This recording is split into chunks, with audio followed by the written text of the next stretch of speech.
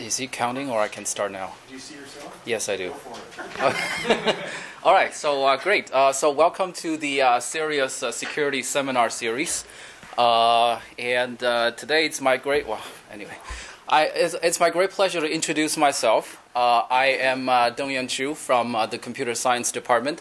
I am an assistant professor, and my research areas include computer malware defense, investigations, virtualization technologies, and the application of virtualization technologies to system security problems and to virtual distributed computing problems on the internet and in the cyber infrastructure.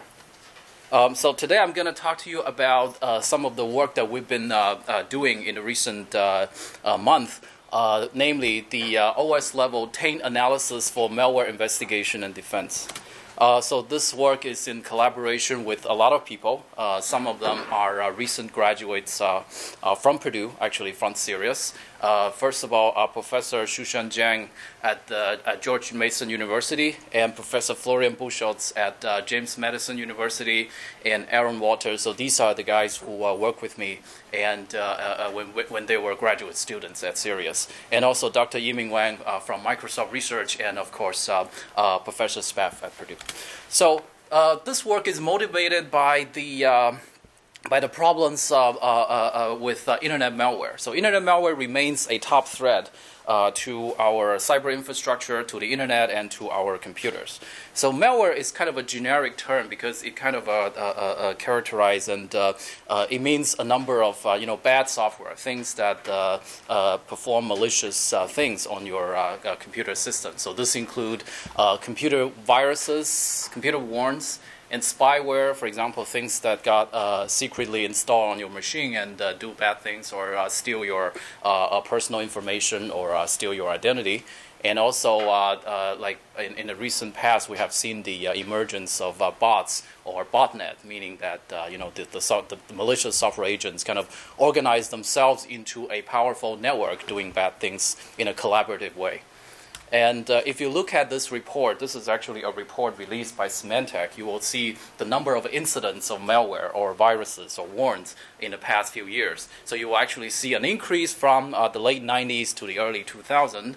The number of incidents of malware on the network, and these are actually malware that have been detected and captured. So you'll see like the increase in the number of incidents, and also you will find some of the famous incidents or some of the famous warns that you must have heard about in the news media.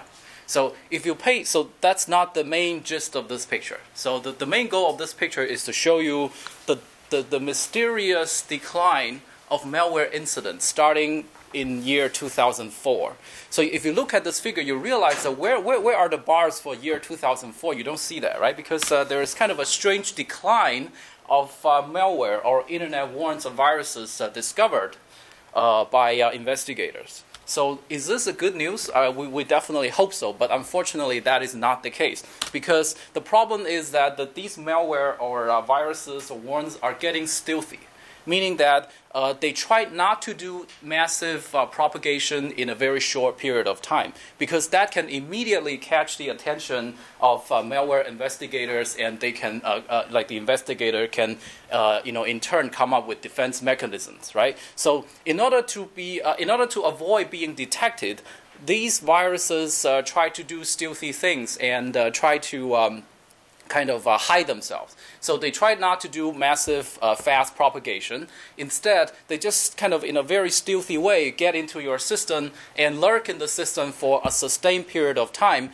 And during their residence in your system, they do all kinds of bad things, in the background, in a very secret way. And they try not to be detected, and they try to be hiding from the existing intrusion detection system or the anti-virus software. Okay, so And again, we have kind of so this is kind of like a characterization of the new features or the trends taken by the malware authors. So they increasingly use, for example, new exploitations or new vulnerabilities. So as soon as a software vulnerability is released, a new virus or new malware can be relatively fast developed. So they use some of the exploitations or the specific vulnerabilities that does not come with the corresponding patch. So this makes the system extremely vulnerable if your system is infected by such so-called zero-day exploits or zero-day attacks, because these are brand new and these are without any cure, any patch, right? And the second strategy we have been noticing is that the warrants or the viruses are taking the slow and low approach, meaning that they just do their propagation in a very slow way. Like in the past few years, some of the warrants are able to infect all the vulnerable machines on the internet within seconds or minutes or hours. So now they realize that this may not be a good strategy for them, because that will kind of lead to relatively fast response from the defense side. So what they do is to do the low and slow infection, right? And so basically, it can easily kind of get around to the intrusion detection system or the trapping internet trap system, so that they will do the propagation without being noticed. And some of the new attack strategies include, exploiting some of the vulnerabilities on client-side software. So the first generation computer warrants usually exploits vulnerabilities in a server-side software. For example, like your web server, your DNS server, or your DCOM or remote procedure call. So now they are targeting your the software that you use on your desktop, like your web browser, your email reader, your instant messenger, things like that. So this becomes a kind of a emerging trend in the malware development. And also, they kind of they're adopting also some of the non-traditional media or vehicle of in propagating the copy of the malware. For example, we have actually seen viruses that are spread using the RFID tags. And also using cell phones and things like that. So this kind of creates a kind of an additional level of complexity and challenge on the defense side. So. And more recently, we have also found the trend of organized crime by these malware incidents. For example, I'm sure you have heard of the term botnet, namely a group of bots kind of collaboratively do bad things, including DDoSing a website, right? DDoSing CNN.com, or sending spam emails. So in fact, a non-trivial percentage of spams that are sent out to people on the internet are sent by these bots. So they are actually coordinated, and they are under the control of a bot master, and the bot master kind of just secretly infect your machine and take control of your machine, within days, weeks, or months. And then they will actually use all the bots that they control to do all kinds of things. So these are what they call the value-added services. To us, these are the value-added harm. So we need to kind of really get very serious about that.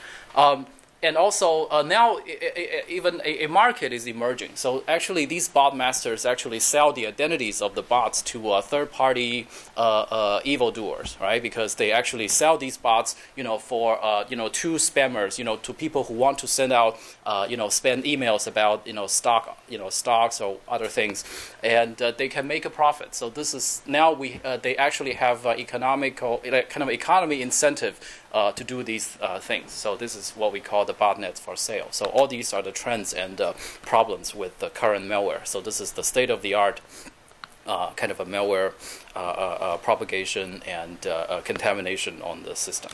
So for malware investigators, namely us, so what are some of the tasks that we have to engage? So the first thing is to identify the signs of malware infection, right? Because this is always the first thing that you do. For example, how do you detect that your system is infected by a malware? So namely, what's the detection point? So sometimes you realize that, for example, you realize a suspicious process